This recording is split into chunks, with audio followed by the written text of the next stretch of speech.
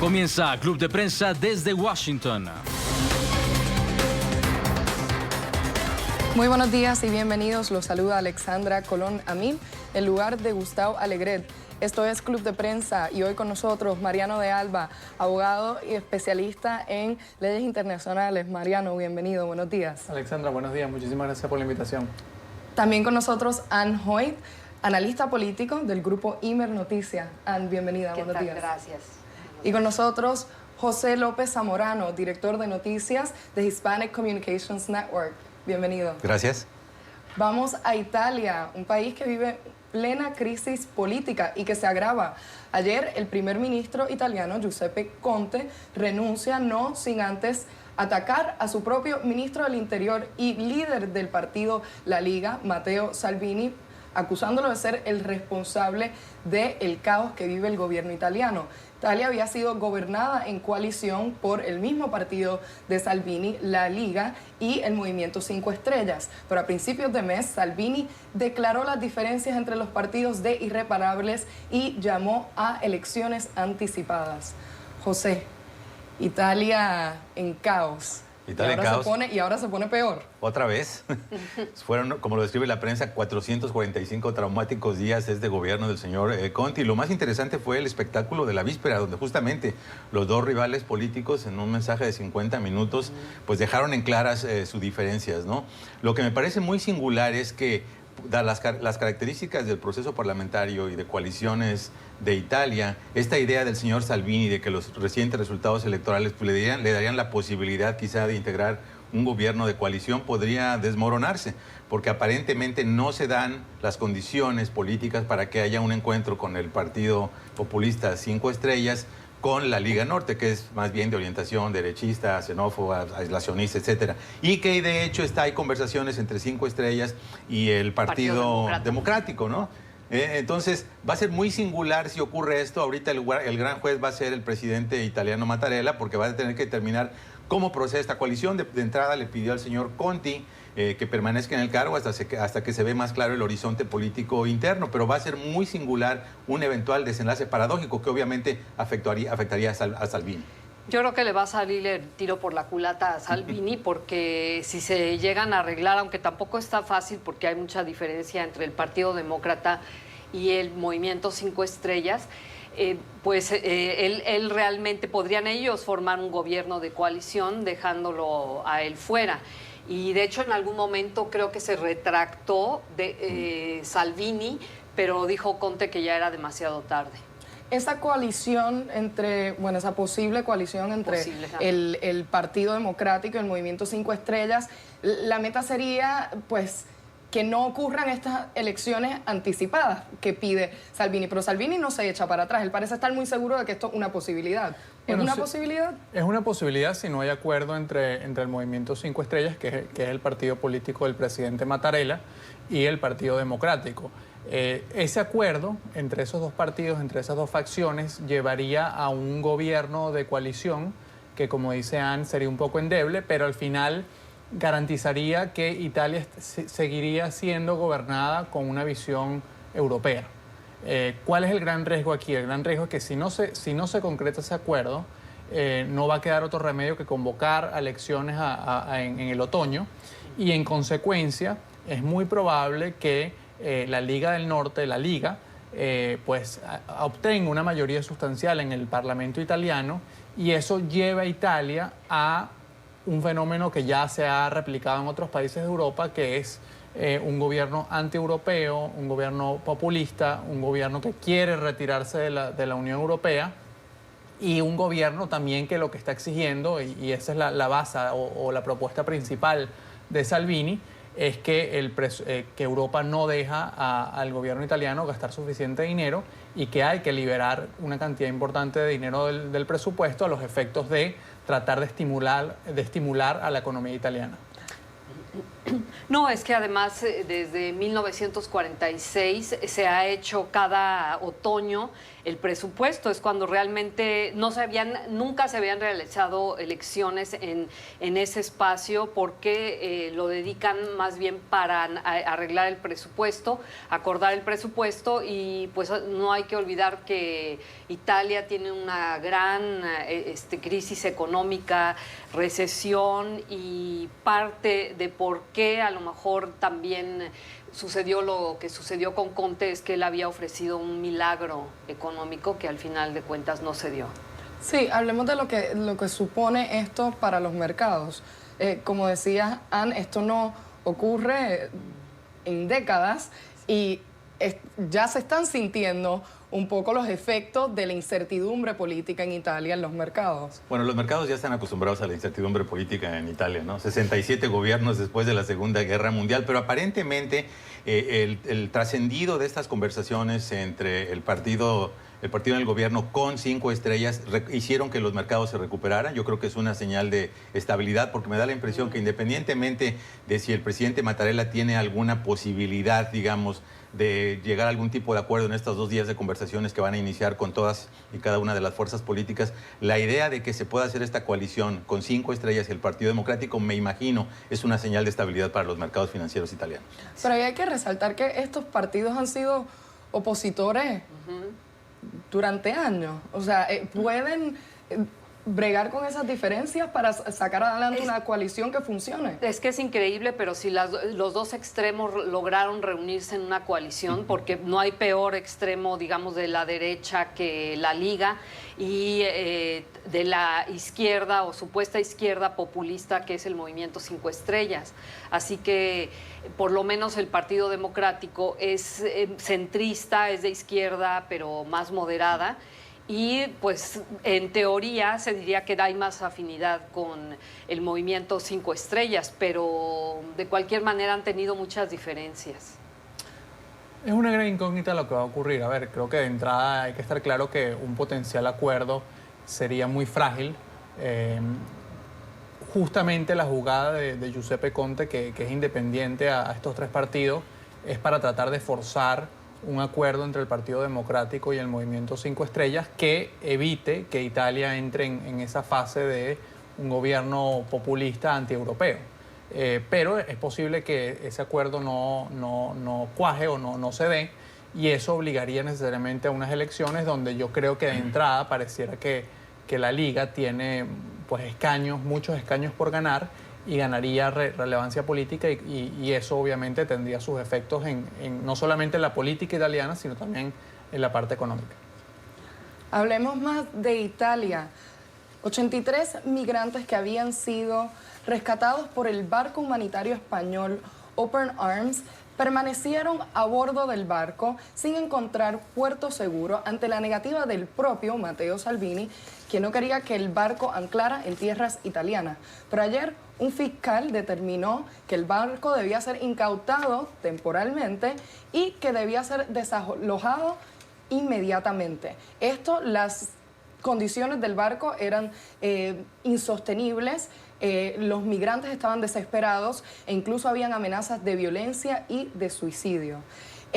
Una fiscalía involucrada, José, un caso contra Salvini, esto ya lo hemos visto antes. Uno de los mejores ejemplos de por qué Salvini es tan controvertido en Italia, ¿no? O sea, desde el punto de vista de política migratoria es entendible que un país tenga que determinar cuáles son las reglas para entrar, pero este es un tema de una crisis humanitaria. Cuando tienes a 100 personas en un barco, cuando tienes a familias allí, obviamente tiene que haber una consideración de tipo humano para cómo lidiar con el problema. Entonces, el hecho de que haya intervenido una corte me parece muy oportuno, como lo estamos viendo también en Estados Unidos, ¿no? Estas políticas de hostilidad solo han tenido como contrapeso decisiones de la Corte, decisiones judiciales, que es justamente velar por el interés del público. En ese sentido, me parece que si el señor Salvini quería hacer algún juego político, mostrándose como duro con su base más conservadora, por este talante xenofóbico que tiene su movimiento, qué bueno que hubo un juez que intervino y que de alguna manera está dando por lo menos un cauce temporal humanitario al problema.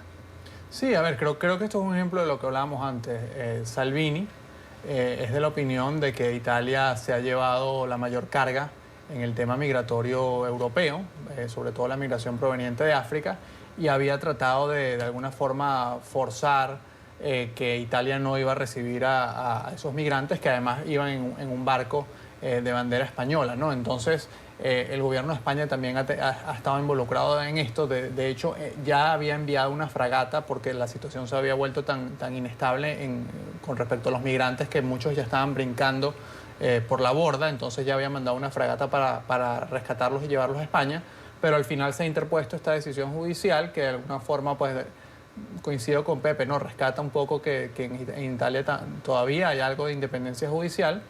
Y en segundo lugar, pues, queda ahora por ver qué va a suceder, ¿no? El barco ha sido incautado y se espera, el gobierno italiano está esperando que de alguna forma España tome medidas y le quite la bandera a este barco para tratar de limitar las actividades de muchas organizaciones humanitarias que están operando en esa zona y que se dedican a eso, se dedican a hacer rondas para tratar de ver si hay migrantes que están tratando de llegar a Europa en situación de debilidad o en situación frágil y rescatarlos y ayudarlos en una nave más segura a que lleguen a Europa. Italia está presionando mucho para que eso no siga sucediendo y habrá que ver ahora cuál es la reacción de España con respecto sobre todo a este barco, que está la expectativa de que se le quite su bandera o su permiso para seguir operando.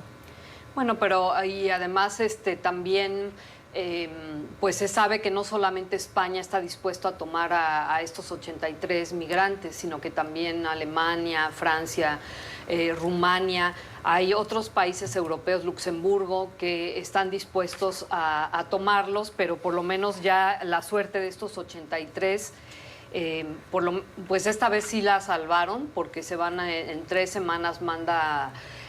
bueno, lo ha mandado, va a tardar 3 días en llegar a Lampedusa, pero se calcula que en 3 semanas van a poder zarpar hacia Palma de Mallorca y es ahí por donde van a entrar a Europa.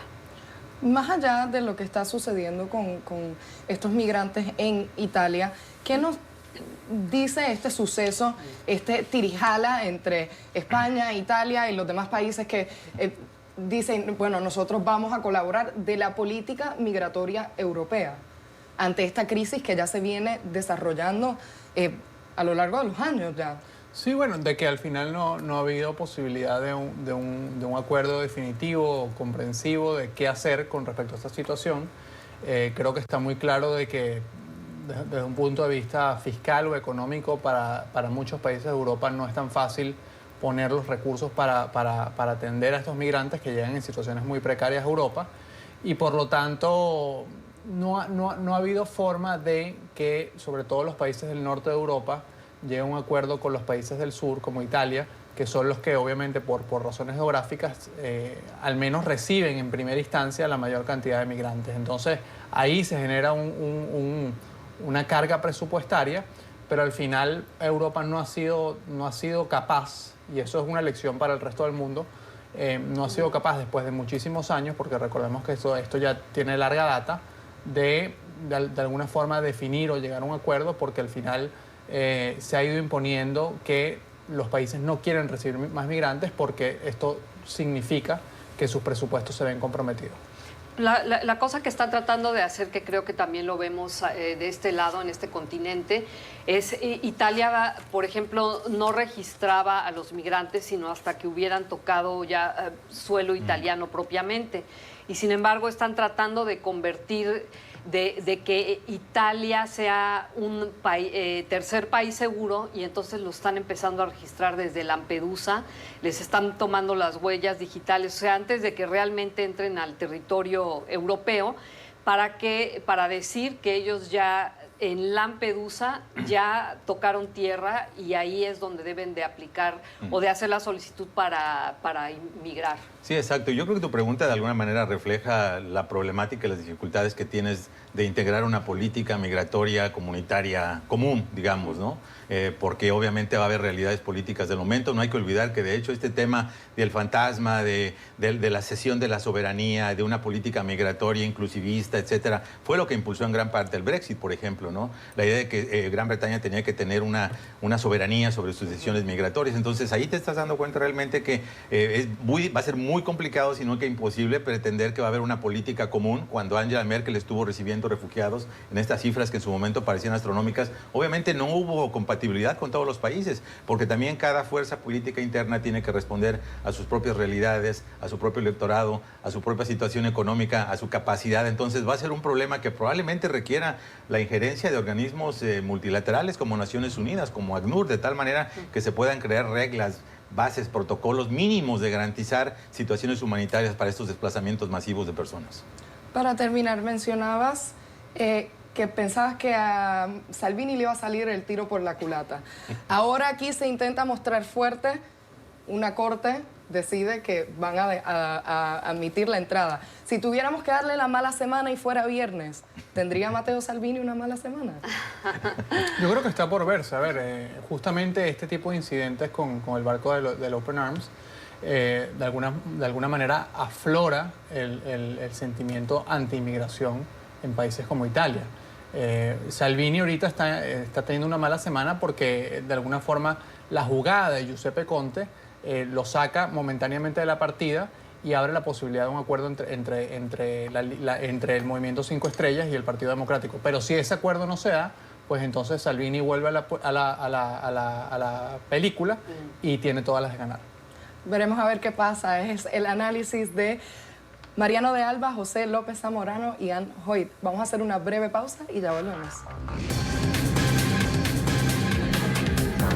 Bienvenidos nuevamente, los saluda Alexandra Colón Amil en lugar de Gustavo Alegret. Hoy con nosotros Mariano de Alba, Ann Hoyt y José López Zamorano.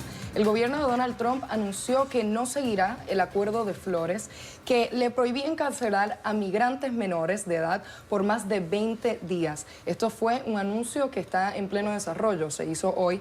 Y además este acuerdo le exigía brindarle cuidados a los menores e información sobre abogados para defender sus derechos de permanencia en Estados Unidos. Esta medida forma parte de la política de mano dura de la administración, de la gestión del presidente Donald Trump.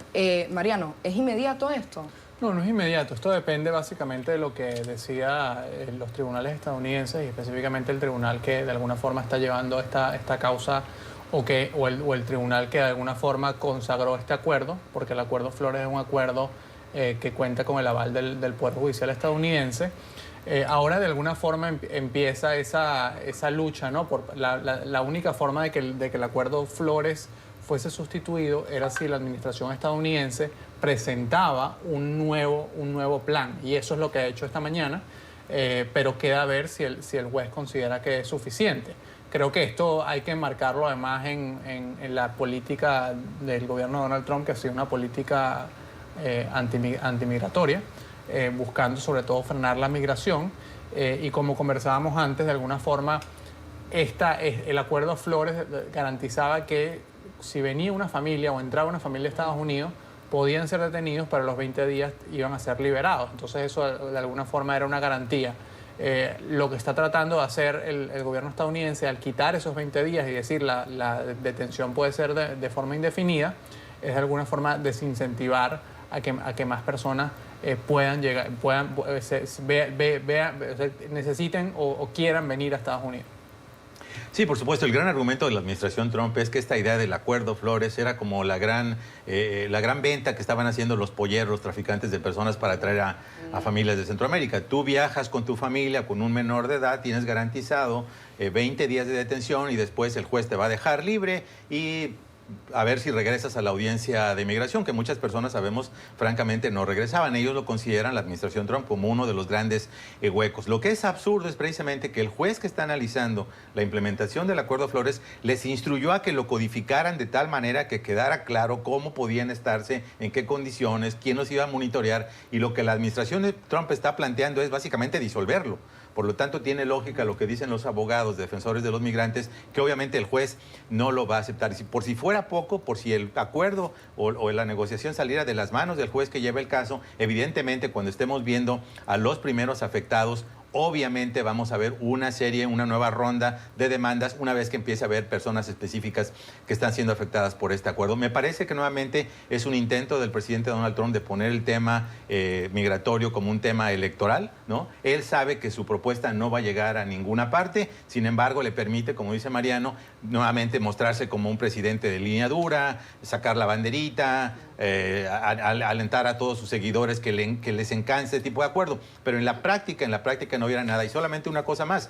Resulta muy paradójico, pero precisamente esta semana varias organizaciones presentaron una demanda contra el gobierno porque precisamente las condiciones de detención en los 158 centros de detención del ICE son terribles. No atienden a las personas, no hay ayuda médica, discriminan contra los discapacitados, no tienen suficientes espacios, no se pueden bañar. Entonces, si con las condiciones actuales, donde tiene 55,000 personas hasta 55,000 en un día determinado en los centros de migración, no se pueden dar abasto y no les están garantizando condiciones humanitarias mínimas, imagínate en la práctica lo que representaría que estas decenas de miles de familias que siguen llegando a los Estados Unidos permanezcan indefinidamente bajo custodia federal.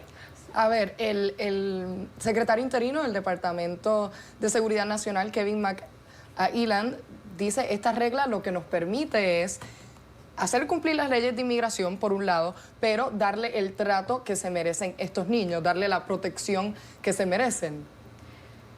Bueno, pues ahí sí que no entiendo cómo, porque como decía Pepe, si ni el acuerdo Flores podía cumplirse, porque sostenía que había que mantener a estos menores también a los detenidos, a los migrantes detenidos en general, bajo ciertas condiciones, darles pasta de dientes, suficientes baños, etcétera, pues no entiendo cómo echarlo para atrás va a ayudar, ¿no?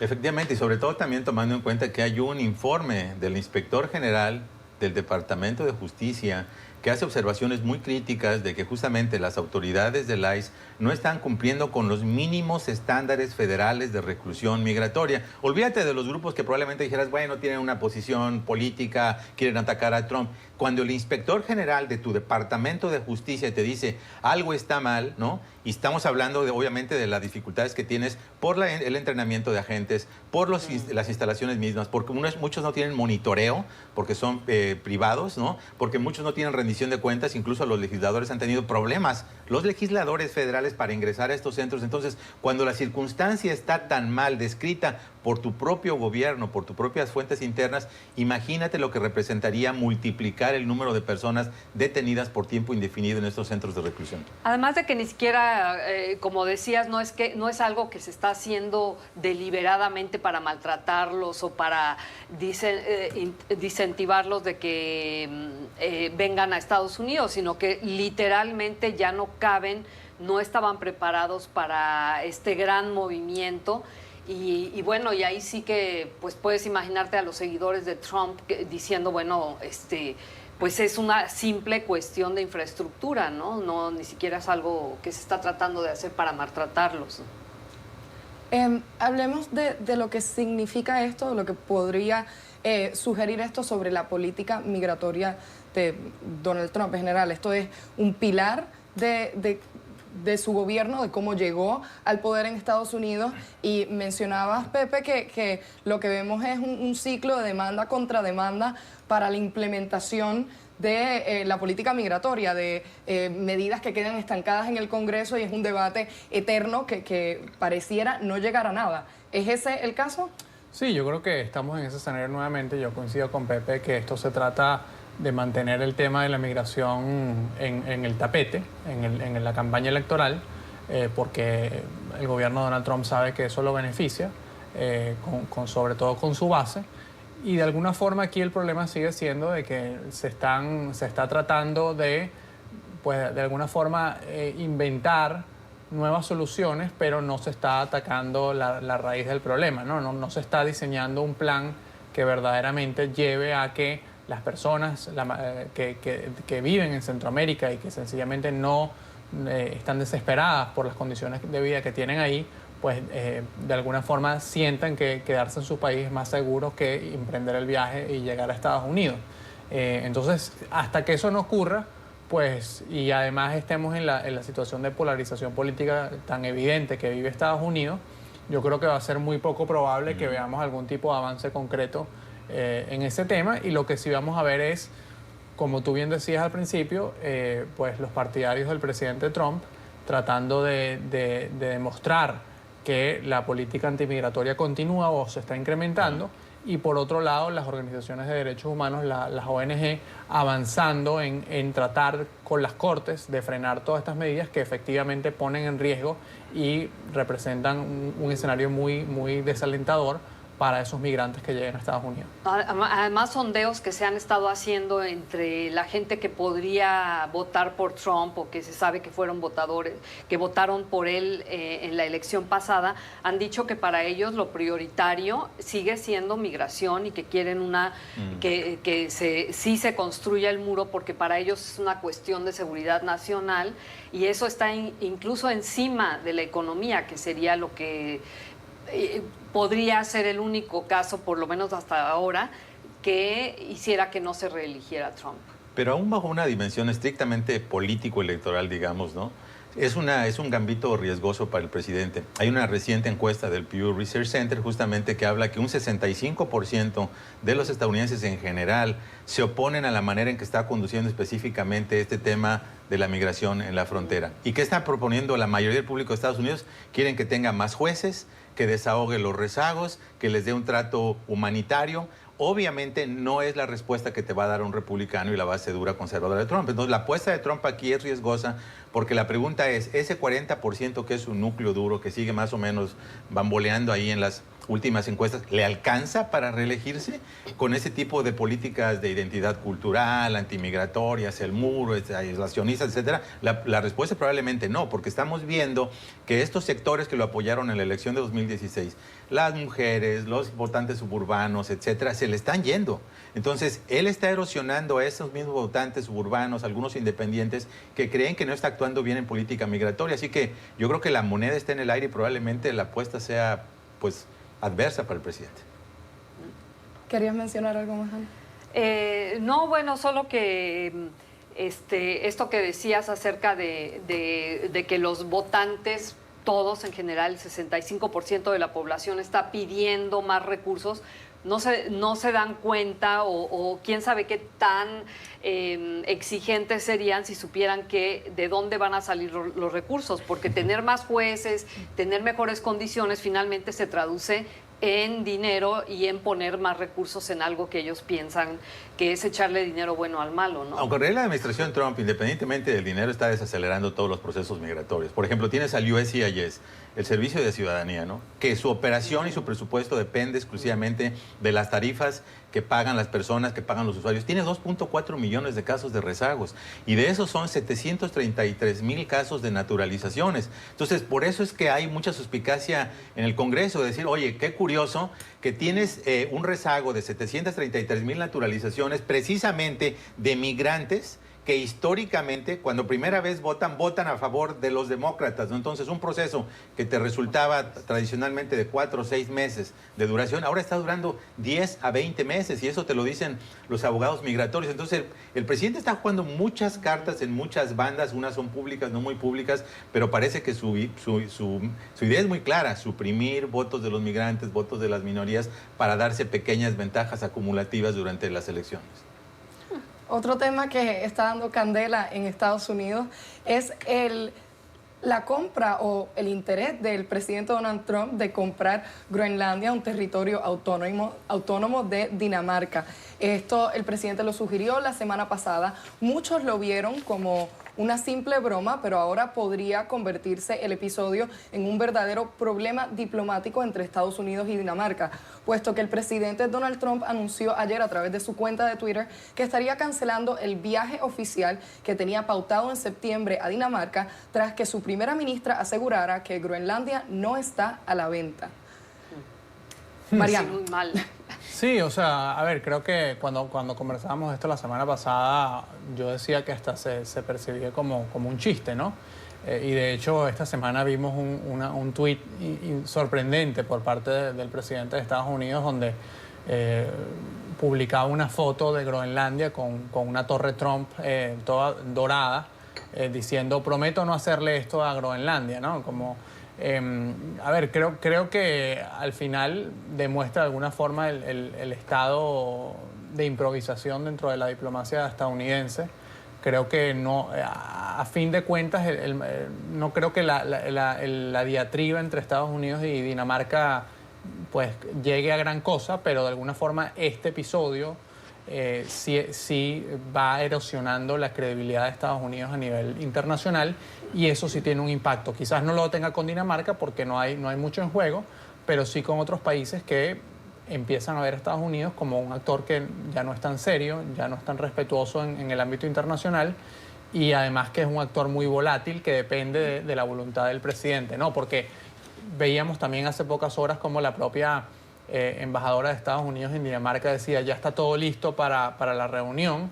Pues esta mañana ha tenido que presentarse muy probablemente en su oficina con la gran sorpresa de que ya no va a haber reunión. Entonces, además se agendó a petición de la administración Trump.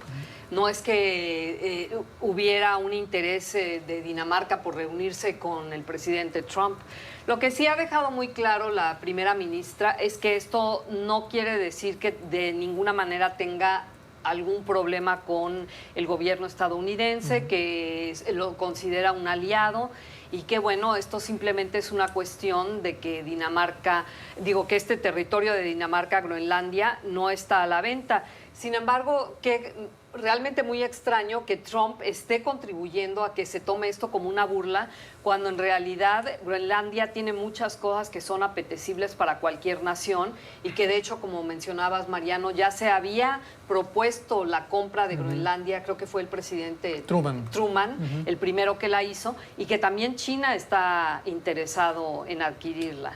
Sí, entonces lo que pasa ahora es que con esta reacción del presidente Trump, pues si en verdad él tenía un interés en comprar Groenlandia, se hace menos probable, porque si ya el clima político dentro de Dinamarca era adverso a esa posible venta, pues ahora lo va a hacer más.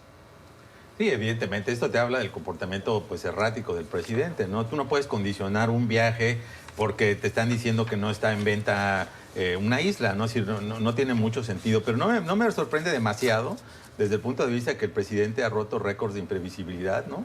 Y también es un presidente absolutamente impredecible. Tú no sabes lo que va a hacer al día siguiente, y muchas de sus acciones son lamentablemente contraproducentes, no solo para Estados Unidos, pero para muchos países afectados, porque ha lesionado relaciones importantes, no solamente transatlánticas, en este continente, como por ejemplo cuando se le ocurrió esta idea de recortar la ayuda a Centroamérica para limitar el éxodo de los centroamericanos. Es decir, absolutamente no tiene sentido.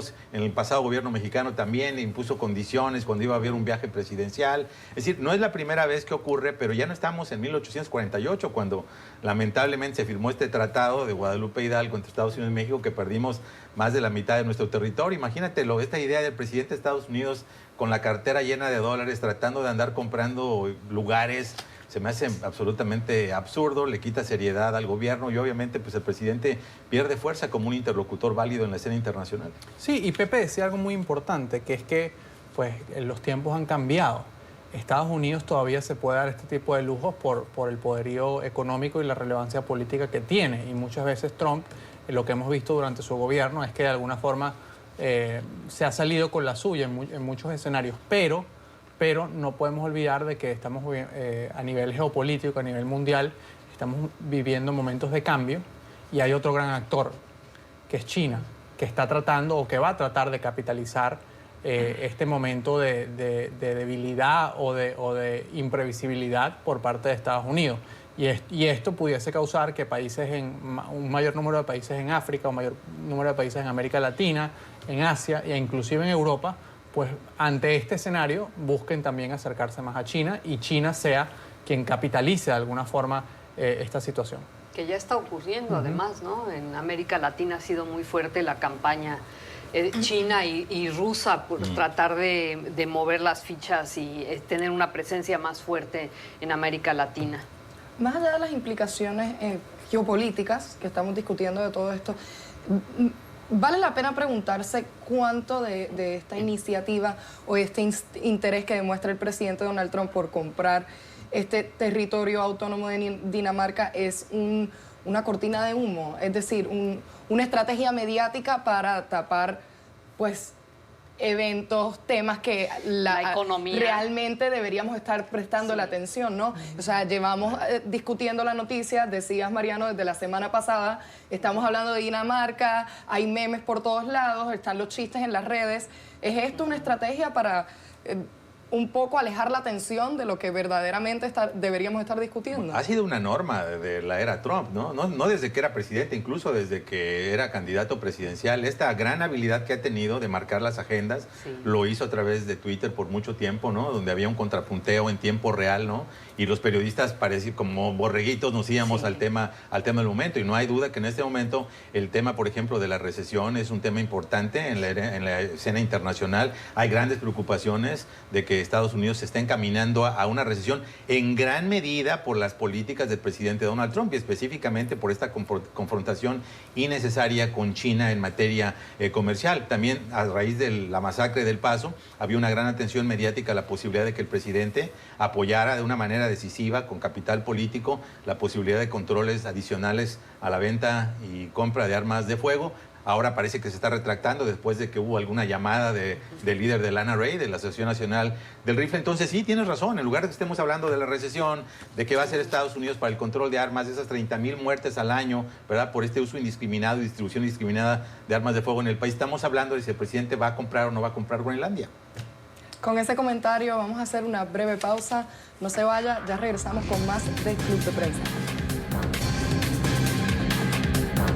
Bienvenidos nuevamente, los saluda Alexandra Colón Amin. Hoy con nosotros Mariano de Alba, José López Zamorano y Ann Hoyt. En México, el nuevo embajador de Estados Unidos en el país, dice el presidente Andrés Manuel López Obrador estar seguro o muy seguro de que este nuevo embajador ayudará a que se ratifique el acuerdo comercial entre Estados Unidos, México y Canadá. Al menos de eso parece estar seguro López Obrador. Este nuevo embajador, Christopher Landau, llega al puesto después de que estuviese vacante la posición por casi un año, una de las posiciones diplomáticas, digamos que más importantes para la región. Desde mayo pasado salió la ex embajadora ahora Roberta Jacobson.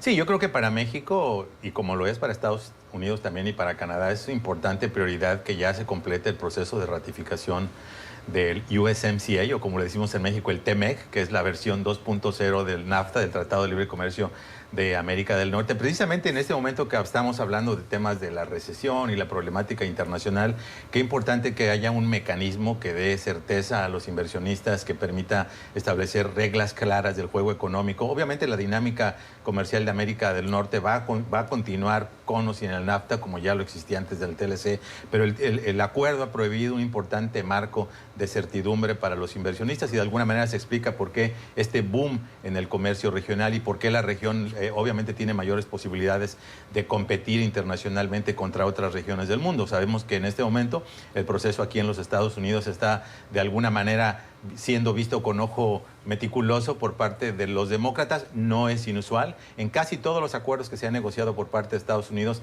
alguien en la escena política ha querido ponerle su huella. Se la puso Bill Clinton cuando la primera versión, recordarán que él no lo negoció, sin embargo fue él que le incluyó estos acuerdos laterales de derechos laborales, de protecciones ambientales, carta paralela en el tema del azúcar, un tema también espinoso en la relación bilateral. Después, cuando en la era del señor Bush se buscaron esos acuerdos con Colombia, con Corea del Sur, entre otros, los demócratas también quisieron meterle mano al acuerdo. En esta ocasión no se ha permitido que se le meta mano al acuerdo, sino que se negocien algunos temas de preocupación para los demócratas, especialmente, diría yo, para la líder demócrata, presidenta de la Cámara Baja, Nancy Pelosi, que tienen que ver con temas laborales, con temas ambientales, que tienen que ver también con protección de la propiedad intelectual, en especial en el sector de las farmacéuticas. Sabemos que han aprovechado este espacio, la pausa que tenemos ahorita en el Congreso, en el receso del verano, para negociar entre la representación comercial de la Casa Blanca y personal del Congreso. Así que pues yo creo que la expectativa es que el acuerdo se apruebe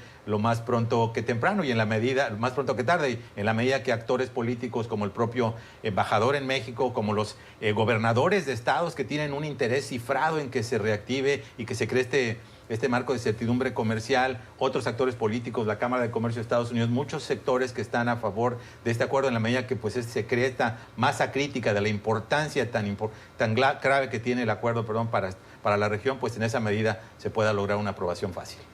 Más allá de eso, este embajador llega a la posición, al cargo, tras meses, años de tensiones por temas de inmigración. O sea, es un reto más allá del acuerdo comercial al que se enfrenta. A mí me parece sorprendente que la administración Trump haya designado a Landau porque realmente él, las señales que ha dado hasta ahora es de que le encanta México, él habla perfecto español porque además nació en España, el padre era diplomático, entonces estuvo en varios países, creció en varios países de Sudamérica. Y por lo menos en Twitter su presencia ha sido muy fuerte porque saca fotos de él y su familia paseando en Xochimilco, diciendo a dónde me recomiendan ir ahora, todo en español. Entonces, digo, nada más fuera de que es republicano, se dice republicano, pues sorprende un poco. Y si de alguna manera es cierto que el embajador de Estados Unidos en México puede tener una injerencia en que se ratifique, más allá de que tendría que ser el gobierno mexicano el que diera señales de certidumbre en cuanto al respeto de ciertos tratados y de acuerdos, que eso yo creo que es más bien el problema. Digo, más allá de esto, pues sería Landau es efectivamente la persona idónea para ello. Con ese comentario tenemos que hacer una breve pausa, pero no se vaya, que ya volvemos.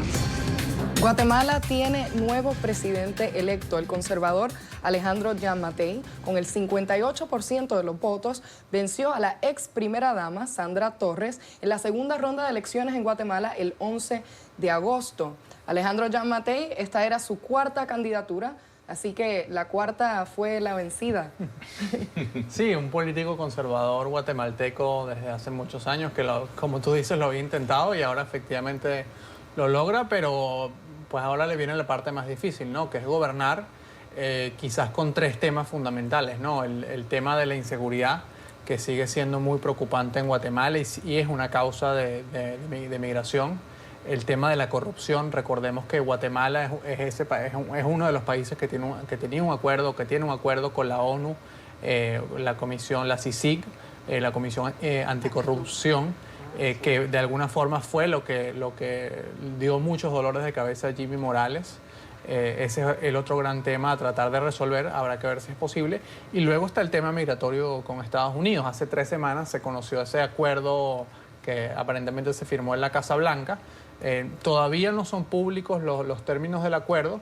El nuevo presidente ha salido a decir que ya no se puede considerar ese acuerdo como que pone a Guatemala en una situación de tercer país seguro, en donde los migrantes van a tener que solicitar allí el asilo a Estados Unidos antes de viajar a este país. Y habrá que ver pues, cómo es esa nueva relación de Giammattei con el presidente Donald Trump y con el gobierno de Estados Unidos.